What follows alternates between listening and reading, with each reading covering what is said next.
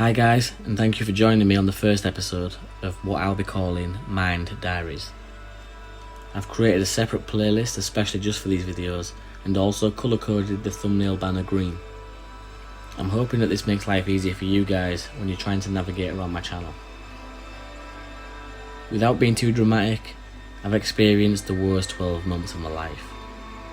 Although most of you guys who watch my other videos would probably never have guessed. In the last 12 months I've lived through the breakup of my 11-year relationship. I've moved out of my children's family home, slept on people's sofas, and battled mental health issues.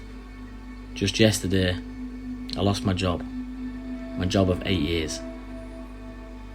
If there's one thing that is certain about my life right now, it's that looking forward in the future and where my life lays is not certain in any way. So why, through all this turmoil and drama going on in my life, am I now deciding to create a diary? I've decided to keep these diaries as proof to myself. Proof to myself that things will get better, because things will get better. I want to look back at my highest highs, my lowest lows, but most importantly, I want to give others hope. People who suffer on a daily basis with mental health. In some strange way, I guess I'm hoping that these videos will show you that you're not the only one, and you're certainly never alone. I want you to trust me. In fact, better than that, I need you to trust me, because during these videos I'm going to be making myself an open book, and I'll intimately be sharing all my thoughts, ideas, goals, and even setbacks from the previous week gone by. But I'll also be giving you a glimpse of where my mind is at moving into the week ahead.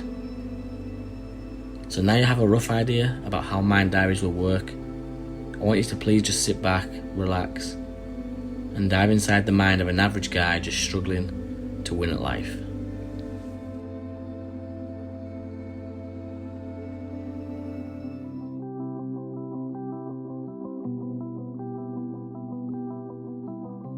Ben, we've had it rough, no two ways about it, but I need you to listen to me, and I need you to listen well.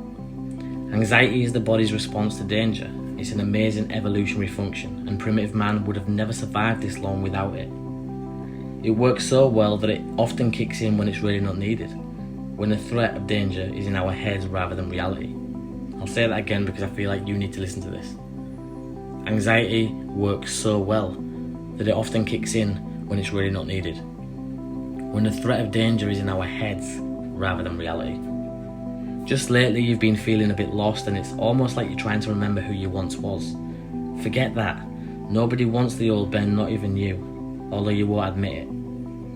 I wish you'd believe people more when they compliment you or say they find you interesting, because trust me, nobody's lying. You've recently lost your job, so naturally you're worried about what the future holds. But I need you to remember one thing. What did your good friend once tell you? You're worrying about things that you can't control right now.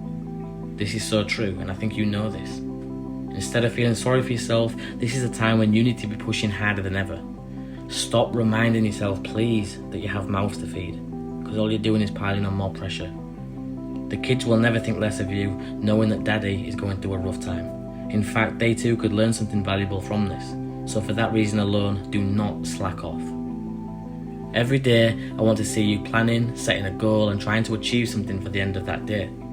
I'm not being funny, but we both know if you don't have a goal, you tend to just float and waste time. Well, now is not the time. Listen, I'm going to leave this here and I'm going to check back with you in a week. Before I go, I want you to remember one thing. You're a good guy. You can do this, and most importantly, please do not let your mind tell you any different. We'll speak again soon.